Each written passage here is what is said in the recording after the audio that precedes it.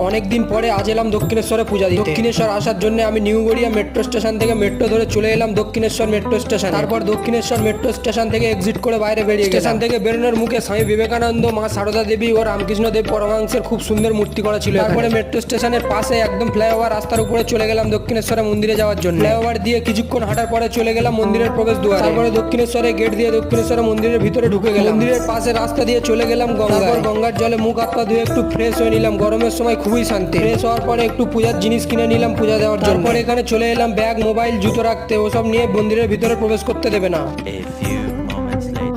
পূজা দেওয়া শেষ করে নিজের ব্যাগটাকে এখান থেকে কালেক্ট করে নিলাম। তারপরে চলে এলাম দক্ষিণেশ্বরের মেলাতে। এখানে অনেক দোকান বসেছে, এখানে একটু ঘোরাঘুরি করে নিলাম। ওদের মধ্যে ঘোরাঘুরি করার পরে এখানে একটু বসে রেস্ট নিয়ে নিলাম। এখানে বসার পরে দেখলাম দুটো বাঁদর বসে আছে। এদেরকে একজন কলা দিচ্ছিল, কিন্তু বাঁদর কলা খাবে। ওখানে একটু রেস্ট নেওয়ার পরে আবার ফ্লাইওভারের ভিতর দিয়ে চলে এলাম দক্ষিণেশ্বর স্টেশনে। তারপর স্টেশনে এসে দেখলাম দ্বারকা মহল।